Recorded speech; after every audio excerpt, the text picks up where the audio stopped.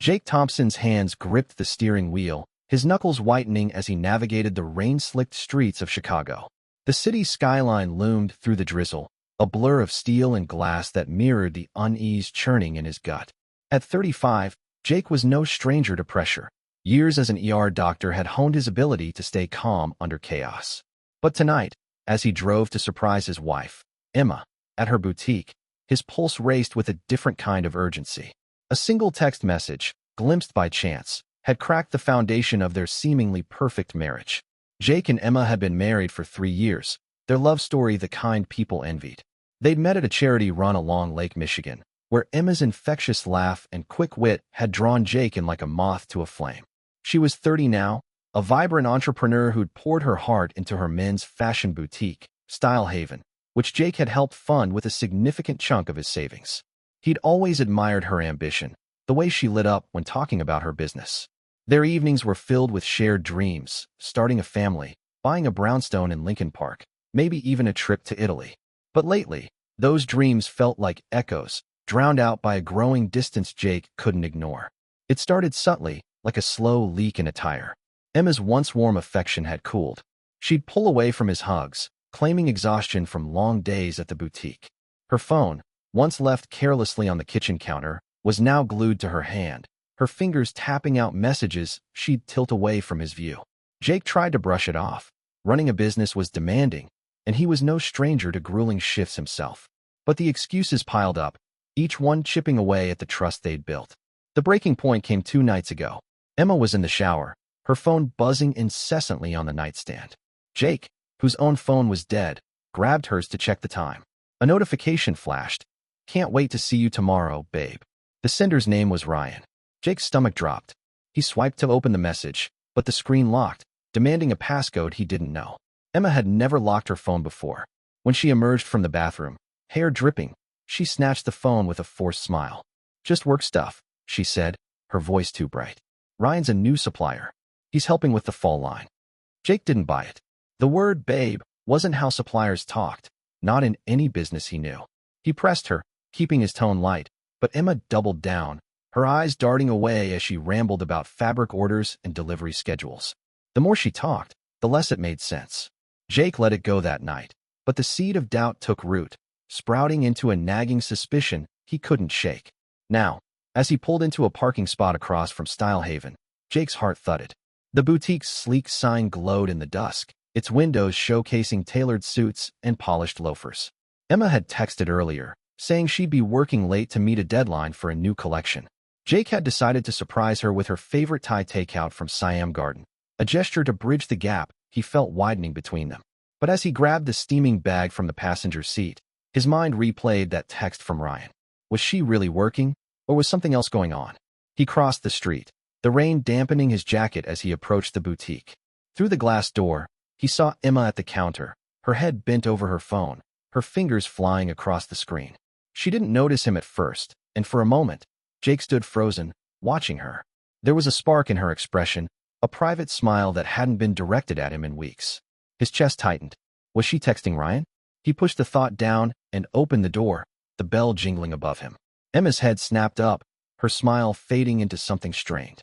"Jake, what are you doing here?" Her voice carried a mix of surprise and unease, her eyes flicking to her phone before she shoved it into her pocket. "Brought you dinner," Jake said, holding up the takeout bag. He forced a grin, trying to keep things light. "Figured you'd need fuel for the late-night grind." "Oh, that's sweet," Emma said, her tone clipped. She stepped around the counter, smoothing her hands on her jeans. "It's just a crazy day. I've got a ton to finish before tomorrow." Jake set the bag on the counter, studying her. "Everything okay? You seem distracted." She laughed, a brittle sound. "Just work stress. You know how it is." She avoided his gaze, busying herself with rearranging a stack of shirts that didn't need rearranging. Jake's eyes drifted to her phone, now face down on the counter. "Anything I can help with? Maybe with that supplier? Ryan, right?" He kept his voice neutral, but the name hung heavy in the air. Emma stiffened, just for a second, before flashing another smile. "No, it's all good. Ryan's just helping with some new designs. Nothing you'd be interested in." She grabbed the takeout bag, her movements too quick. "Thanks for this, though. I'll eat later. I really need to get back to work." Jake nodded, his jaw tight. He wanted to push, to demand answers, but the ER had taught him to read situations before acting. Something was off, her rushed words, her guarded posture, the way she wouldn't meet his eyes. "All right," he said finally. "I'll let you get to it. Call me when you're done." "Of course," she said, already turning back to the counter. "Love you. Love you too," Jake replied, but the words felt hollow as he stepped back into the rain. He glanced through the window one last time, catching Emma pulling out her phone the moment he was out of sight. That private smile returned, and Jake's stomach twisted. He didn't know what was happening, but he was damn sure going to find out. As he drove home, the city's lights blurred through the rain-streaked windshield. Jake's mind raced, piecing together the last few weeks. Emma's late nights, her locked phone, her sudden disinterest in their shared plans. He thought of the boutique, how he'd poured his savings into it because he believed in her dream. Had that been a mistake? Was Ryan just a supplier, or was he the reason Emma's affection had turned to ice? By the time Jake pulled into their apartment's parking garage, his doubt had hardened into resolve. He wasn't the type to jump to conclusions, but he wasn't a fool either. Tomorrow, he'd start digging. If Emma was hiding something, he'd uncover it, not out of spite, but because he deserved the truth. The life they'd built together was worth fighting for, but only if it was real. Jake woke to the buzz of his phone, the hospital's on-call scheduler pulling him for an extra shift. It was 6 a.m., and Emma's side of the bed was empty, her pillow untouched. She'd texted at midnight, saying she'd crashed at the boutique to finish inventory. Jake stared at the message, his thumb hovering over the reply button. The excuse felt flimsy, like a bandage over a wound that wouldn't stop bleeding. He typed a quick, "Hope you're okay," and hit send, but his mind was already racing. Was she really at the store, or somewhere else, maybe with Ryan? As an ER doctor, Jake was trained to spot patterns in chaos, to piece together symptoms into a diagnosis. Now, he applied that same precision to his marriage. The signs were mounting. Emma's locked phone, her evasive answers, that flirty text from Ryan. Last night's visit to Style Haven had only deepened his unease. Her forced smile, the way she'd brushed off his questions about Ryan. Jake wasn't paranoid, but he wasn't blind either. He needed answers, and he needed them soon. At the hospital, between stabilizing a car accident victim and stitching up a kid's skateboarding gash, Jake's thoughts kept drifting to Emma. During a rare lull, he pulled out his phone and opened the banking app he shared with her. He hadn't checked their joint account in weeks, trusting Emma to handle the boutique's finances. But as he scrolled through the transactions, his jaw tightened. There were charges he didn't recognize. A $200 dinner at Alinea, a high-end restaurant, on a night Emma had claimed to be working late, a $150 spa visit, even a $75 Uber ride to a hotel downtown. None of it added up for someone supposedly buried in inventory. Jake's shift ended at 4 p.m., and instead of heading home, he drove to Style Haven. The boutique was busy, customers browsing racks of tailored blazers and silk ties. Emma stood at the counter, chatting with a man Jake didn't recognize. He was tall, mid-30s, with a polished confidence that screamed money. Their laughter carried across the store, her hand brushing his arm as she pointed to a display. Jake's stomach churned. Was this Ryan? He stayed outside, watching through the window, unnoticed. The man lingered for 20 minutes, far longer than a typical customer, before leaving with a single tie and a sleek bag. Jake waited until the man was gone before entering. Emma's face lit up briefly, then faltered when she saw his expression. "Twice in 2 days?" she teased, but her voice was tight. "You're gonna spoil me with all these visits." "Thought I'd check in," Jake said, keeping his tone even. "Who was that guy you were talking to?" Emma busied herself with a stack of receipts. "Just a customer. Loves our new line." "Why?" "He seemed friendly," Jake said, watching her closely.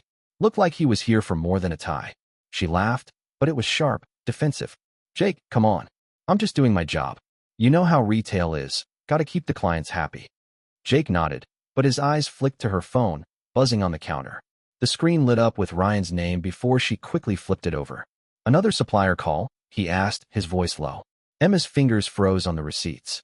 "Yeah, Ryan's got some new samples coming in. It's a big deal for the store." She met his gaze, but her eyes darted away too quickly. Jake didn't push. He left the boutique, his mind buzzing. Back in his car, he called Sarah, Emma's business partner, under the pretense of planning a surprise for Emma's birthday. "Is the store keeping her crazy busy?" he asked casually. "She's been working late a lot." Sarah hesitated. "Late? We've been closing by 6 most days. Emma's usually out early.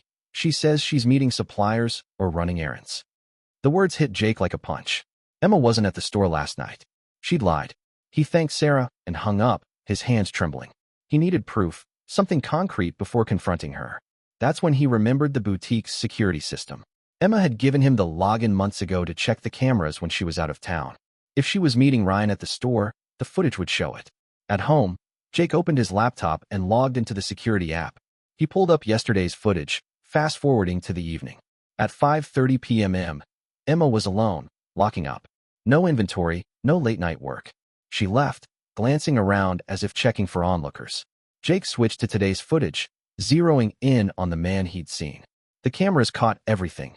Emma's easy laughter, the way she leaned in close, their hands brushing as she handed him the tie. It wasn't the interaction of a salesperson and a customer. It was intimate, familiar. Jake's heart pounded as he dug deeper, cross-referencing the boutique's schedule with Emma's late nights. The pattern was clear. She was leaving early or skipping work entirely on days she claimed to be swamped. He opened their joint cloud account, where Emma backed up her phone photos. Most were of the boutique or her designs, but one folder caught his eye, password protected. Jake tried her usual passwords, birthdays, anniversaries, none worked. Then he typed Ryan. The folder opened.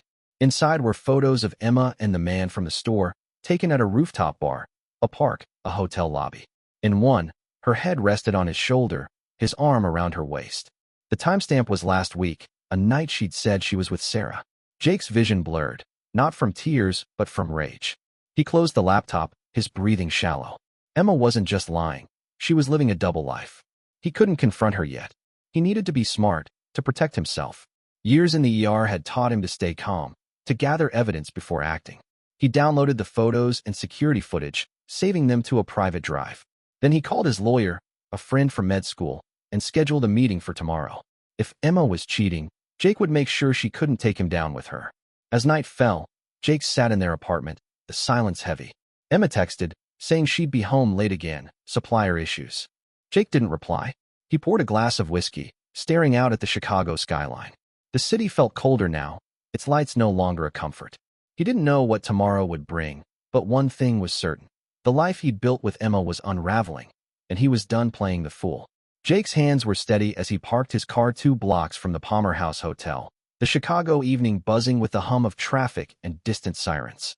It was Thursday, and he'd taken a rare personal day from the hospital, his mind too consumed to focus on patients. The evidence he'd gathered, security footage, incriminating photos, Emma's lies about late nights, had led him here. Today, he'd catch her in the act. His lawyer's advice echoed in his head. Get proof, but stay legal. Don't let emotion cloud your judgment. Jake wasn't here for a scene. He wanted the truth, undeniable and recorded. The past 24 hours had been a blur of calculated moves. After finding the photos of Emma and Ryan, Jake had cross-checked her boutique schedule with her supposed late nights. The pattern was damning. She'd left early or skipped work entirely on days she claimed to be swamped. He'd also accessed their joint bank account again, spotting another charge, a $300 room at the Palmer House, booked yesterday under her name. When Emma texted that morning, saying she had a supplier meeting downtown, Jake knew exactly where she'd be. He sat in his car, eyes locked on the hotel's ornate entrance. His phone, set to record audio, rested in his jacket pocket, a precaution his lawyer had suggested. Jake wasn't sure what he'd do when he saw her, but he needed irrefutable evidence for the divorce he now knew was inevitable. The betrayal stung, but he'd learned in the ER to compartmentalize pain. This was no different. Assess, act, survive. At 5:15 p.m., a familiar figure stepped out of a black SUV. Emma, her phone pressed to her ear, glanced around nervously before crossing the street to the hotel. Jake's pulse quickened, but he stayed put, watching. Moments later, Ryan appeared, striding confidently toward the entrance. He caught up to Emma in the lobby, his hand grazing her back as they disappeared inside. Jake's jaw clenched, but he forced himself to wait. Confronting them now would be messy, emotional. He needed them to commit to the act, to leave no room for denials. He gave it 10 minutes, then entered the hotel, blending into the crowd of business travelers and tourists. The lobby was a hive of activity, but Jake's focus was razor-sharp. He spotted Emma and Ryan at the elevators, her laughter carrying over the chatter. They stepped inside, the doors closing before Jake could follow. He noted the floor number, 12, before heading to the front desk. The receptionist, a young man with a polite smile, was busy typing. Jake leaned in, keeping his voice casual. Hi. I'm meeting a colleague who checked in earlier, he said. Tall guy, mid-30s, with a blonde woman. They headed to the 12th floor. Can you confirm their room number? I don't want to bother the wrong people. The receptionist frowned. I'm sorry, sir, we can't share guest information. Privacy policy. Jake nodded, expecting the response. Fair enough. Can you at least tell me if a room was booked under Emma Thompson today? I'm her husband, just making sure she's checked in okay. The receptionist hesitated, then tapped a few keys. I can confirm a reservation under that name, but that's all I can say. Would you like me to call the room? No, that's okay, Jake said, stepping back. He had enough. The reservation, the photos, the footage, it all pointed to one truth. But he needed more than circumstantial evidence. He needed Emma's own words. He found a quiet corner of the lobby, pulled out his phone, and dialed her. It rang twice before she answered. Her voice rushed. Jake? Hey, I'm in the middle of a supplier meeting. Can I call you back? Which supplier? Jake asked, keeping his tone neutral. Ryan again? A pause, too long. Yeah, we're finalizing some orders. It's a big deal for the boutique. Her voice was tight, and Jake caught the faint hum of an elevator in the background. Sounds important, he said. Where are you meeting? I can swing by with coffee if you're nearby. No, that's okay, she said quickly. We're at a warehouse downtown. It's boring stuff. I'll be home soon. Jake's grip on the phone tightened. All right, just checking in. Love you. Love you too, she said, but the words sounded hollow. She hung up, and Jake stopped the recording. The lie was crystal clear. There was no warehouse, only the Palmer house. He could have left then, evidence in hand, but something held him back. He needed to see it through, to face her. He took the elevator to the 12th floor, his heart pounding but his mind calm, like he was walking into a trauma bay. The hallway was quiet, lined with numbered doors. He didn't know their room, but he didn't need to. He stationed himself near the elevators, out of sight, and waited. 20 minutes later, the elevator dinged. Emma stepped out, Ryan beside her, their hands brushing as they walked toward the lobby. Jake stepped forward, his voice steady. Emma. She froze, her eyes widening. Jake? What are you doing here? Ryan glanced between them, his expression guarded. Everything okay? He asked Emma, his tone too familiar. Jake ignored him, locking eyes with Emma. Supplier meeting at a hotel? That's a new one. Emma's face flushed. It's not what you think. We were just. Save it. Jake cut in, his voice low but firm. I've seen the photos, the bank charges, the security footage. I know you've been lying for weeks. He pulled out his phone, the audio app still open. And I recorded our call just now. You want to keep lying, or are you ready to tell the truth? Emma's mouth opened, but no words came. Ryan took a step back, his hands raised. Look, man, I don't want trouble. This is between you two. Coward, Jake said, not breaking eye contact with Emma. Emma, talk. Now. She crumpled, her shoulders sagging. Okay, fine, she whispered. It's true. Ryan and I, it started a few months ago. I didn't mean for it to happen, but it did. Her voice cracked, but Jake didn't soften. I felt alive with him. You're always working, Jake. I felt alone. The words hit hard, but Jake kept his composure. So you lied, used my money to fund your affair, and thought I'd never notice? I didn't mean to hurt you, she said, tears welling. I don't know what I wanted. Jake nodded, his face unreadable. You made your choice. We're done. He turned to Ryan. And you? Stay the hell away from her. She's not your problem anymore. Ryan muttered something and walked away, leaving Emma standing alone. Jake didn't wait for her to speak again. He walked out of the hotel, the weight of her confession settling like a stone in his chest. He had what he needed, her admission, recorded, and a clear path forward. The marriage was over, but Jake wasn't broken. He was ready to take back his life. Jake sat in his friend's spare apartment, the Chicago skyline a muted glow through the window. The confrontation at the Palmer House Hotel had been 48 hours ago, and the sting of Emma's confession still lingered, but Jake was already moving forward. His ER training had taught him to act decisively under pressure, and he applied that now, treating his broken marriage like a patient in critical condition, assess the damage, stabilize, move on. The recorded admission of Emma's affair was his leverage, and he wasn't wasting time. The morning after the hotel, Jake met with his lawyer, Alex, at a quiet coffee shop near the Loop. He handed over the evidence, the audio of Emma's confession, screenshots of bank charges for her hotel stays and dinners with Ryan, security footage from Style Haven showing their overly familiar interactions, and photos from her locked cloud folder. Alex, a sharp divorce attorney who'd seen it all, nodded as he reviewed the files. "This is airtight," he said. "She admitted to the affair, and you've got proof of her misusing your investment in the boutique. We can protect your assets and push for a clean split." Jake leaned back, his coffee untouched. "I want my investment back. Every cent I put into that store. She used it to fund her affair, dinners, hotels, all of it. That's not her money." Alex jotted notes. "The loan agreement you signed when you funded Style Haven is clear. You're listed as an investor, not a co-owner. With her infidelity documented, she has no leverage to contest. We'll demand repayment or force a sale of her share. Anything else?" "No alimony," Jake said firmly. "And I want this done fast." By noon, Jake had filed for divorce, citing adultery as grounds. Illinois law favored no-fault divorces, but Emma's recorded confession and financial misuse gave Jake a strong case to protect his assets. He also froze their joint accounts, ensuring Emma couldn't drain them further. His next call was to the accountant who'd handled the boutique startup. Jake provided documentation of his $50,000 investment, a sum he'd given Emma before their marriage. The accountant confirmed the funds were traceable, strengthening Jake's claim to recover them. Emma, meanwhile, was unraveling. She'd texted Jake repeatedly since the confrontation, alternating between apologies and excuses. "I messed up, Jake. Can we talk?" One read. Another, "Ryan meant nothing. I was confused." Jake didn't respond. He'd moved out to his friend's place, leaving their apartment to Emma temporarily, but only until the divorce terms were set. He blocked her number, letting Alex handle communication. Emotionally, he was done. Her words at the hotel, blaming him for her loneliness, had severed any lingering attachment. At Style Haven, the fallout was immediate. Sarah, Emma's business partner, had caught wind of the affair through a mutual friend. When Jake contacted her to discuss the investment, Sarah was blunt. "Emma's been slacking for months," she said over the phone. "She's been leaving early, canceling meetings, obsessing over this Ryan guy. I didn't know it was an affair, but I'm not surprised. The store's barely breaking even because of her." Jake seized the opportunity. "I'm pulling my investment. I need you to back me up on the financials. Show she misused funds for personal expenses."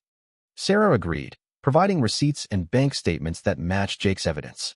With her cooperation, Jake's lawyer drafted a demand letter, requiring Emma to repay the $50,000 or sell her 50% share of Style Haven. Emma tried to fight it, claiming the store was her dream, but Sarah, fed up with her partner's negligence, sided with Jake. Faced with no choice, Emma agreed to sell her share to a new investor Sarah brought in, a move that netted Jake his full investment plus interest. Ryan, predictably, vanished. Jake learned through a mutual acquaintance that Ryan had stopped returning Emma's calls days after the hotel confrontation. He'd been a regular at the boutique, charming his way into Emma's life, but his interest fizzled once the affair became public. Jake wasn't surprised. Ryan's type thrived on the thrill, not commitment. Emma was left alone, her reputation among their social circle tarnished. Friends who'd once admired her ambition now whispered about her betrayal, and Sarah's frustration with her grew into a professional rift. Emma tried reaching out to Jake one last time, showing up at his friend's apartment unannounced. Jake was out, but his friend, Mike, answered the door. She looked wrecked, Mike told him later. Kept saying she wanted to fix things, that she'd end it with Ryan for good. Jake listened, his face impassive. He had no intention of opening that door again. Emma's choices had consequences, and he wasn't her safety net. By the end of the week, Jake had secured a temporary lease on a new apartment in Wicker Park. He packed his essentials from their shared place while Emma was at the boutique, avoiding any chance of a run-in. The divorce papers were served, and Alex assured him the process would be swift given the evidence. Emma's lawyer advised her not to contest, as the affair and financial misuse left her with little ground to stand on. As Jake settled into his new place, he felt a strange mix of relief and loss. The life he'd built with Emma was gone, but so was the weight of her lies. He spent his evenings running along the lakefront, the rhythm of his steps grounding him. The betrayal still hurt, but it was a clean pain, one he could process. He wasn't the one who'd broken their vows. Emma had, and now she was facing the fallout alone. Emma, meanwhile, struggled to keep Style Haven afloat. The new investor demanded stricter oversight, reducing her role to little more than a glorified employee. Her confidence, once her defining trait, crumbled as the boutique's social media buzz faded. Customers sensed the tension, and sales dipped. Emma's dream, built on Jake's trust and money, was slipping through her fingers, a direct result of her choices. Jake didn't gloat. He didn't need to. He'd protected himself, reclaimed what was his, and walked away with his dignity intact. The divorce wasn't final yet, but the path was clear. Emma's world was collapsing, and while Jake felt a pang of pity, he knew she'd built her own cage. He was ready to move forward, free from the shadow of her betrayal. Jake laced up his running shoes, the early morning Chicago air crisp against his skin as he jogged along the lakefront trail. It was 3 months since the divorce papers were finalized, and the rhythm of his steps felt like a heartbeat, steady and strong. The betrayal that had shattered his marriage to Emma no longer defined him. He'd rebuilt his life, piece by piece, with the same precision he used in the ER to save lives. The pain of her affair with Ryan lingered, but it was a scar now, not an open wound. Jake was moving forward, and he was doing it on his terms.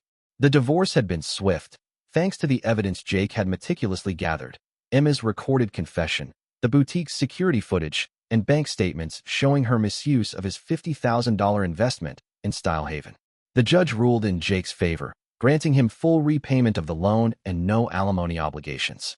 Emma's attempt to contest the terms fizzled when her lawyer saw the strength of Jake's case. She signed the papers, relinquishing her share of the boutique to a new investor, leaving her with a diminished role and a fractured dream. Jake had cut all contact, blocking Emma's number and social media.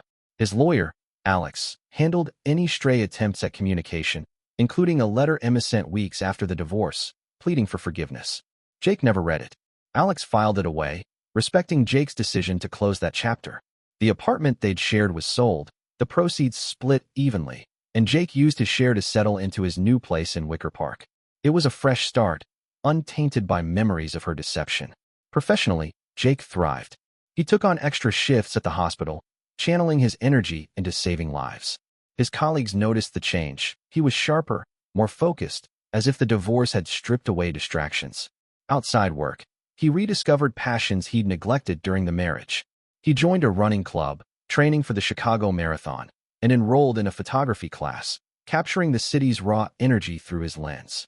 Socially, he reconnected with old friends, their support a reminder that he wasn't alone. A few cautious dates followed, but Jake was in no rush. Trust would take time, and he was okay with that. Emma, meanwhile, faced the consequences of her choices. Style Haven struggled under the new investor's strict oversight. Sarah, her former business partner, had distanced herself, frustrated by Emma's lack of commitment during the affair.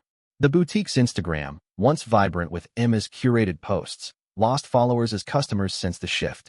Emma's role shrank to managing daily operations, her creative control gone. Financially, she was stretched thin, her savings drained by legal fees and the loss of Jake's investment. Mutual friends reported she'd tried to reconnect with Ryan, but he'd moved on, uninterested in a relationship without the thrill of secrecy. Emma was alone, her confidence eroded by the reality of what she'd thrown away. One evening, a former mutual friend, Lisa, reached out to Jake, asking to meet for coffee. Over lattes in a bustling Loop cafe, she shared news of Emma. "She's a mess," Lisa said, stirring her drink. "She keeps talking about how she messed up with you, how she didn't realize what she had. She's seeing a therapist, trying to figure out why she did it." Lisa paused, gauging Jake's reaction. "She asked me to tell you she's sorry." Jake sipped his coffee, his face neutral. "I appreciate you passing that along," he said. "But I'm done looking back. She made her choice, and I've made mine." He meant it. Emma's regret, however genuine, couldn't undo the lies or the humiliation of her affair. Jake had spent months rebuilding his self-worth, and he wasn't about to let her guilt pull him back. Lisa nodded, respecting his resolve. "You're doing good, Jake. People talk about how you handled it, classy, strong. It's inspiring." Jake shrugged, a small smile breaking through. "Just doing what I had to." He changed the subject, asking about Lisa's new job, and the conversation shifted to lighter ground. As he left the cafe, the weight of Emma's regret stayed behind. It wasn't his burden to carry. Back on the lakefront trail, Jake pushed his pace, the lake's waves crashing in rhythm with his strides. He thought about the past year, the shock of Emma's betrayal, the calculated steps he'd taken to protect himself, the life he was building now. Therapy had helped, a recommendation from a colleague who'd seen Jake's quiet strength falter in private moments. He'd learned to process the anger, to see the affair as Emma's failure, not his. He wasn't perfect, but he'd been faithful, honest, and all in. That was enough. Emma's story, pieced together through snippets from friends, was a cautionary tale. She'd traded a stable marriage for fleeting passion, only to lose both. Ryan's abandonment left her isolated, and the boutique's struggles stripped away her sense of purpose. She'd tried reaching out to mutual friends, seeking sympathy, but most had sided with Jake, their loyalty swayed by his dignity and her betrayal. Emma's letters to Jake, intercepted by Alex, went unanswered, her apologies lost in the void of his resolve. As Jake finished his run, the sunrise painted the skyline gold. He stopped to catch his breath, feeling lighter than he had in months. The marathon was weeks away, and he was on track to beat his personal best. His photography class was leading to a small gallery show, a chance to share his work. Life wasn't perfect, but it was his, built on truth and purpose. Emma's choices had broken their marriage, but they'd also freed Jake to rediscover himself. The moral was clear. Betrayal carried a cost, and Emma was paying it. Jake, though, had chosen accountability over vengeance, reclaiming his life through legal means and quiet strength. He didn't need her regret to heal. He'd done that himself. As he walked home, the city waking around him, Jake knew he was exactly where he needed to be.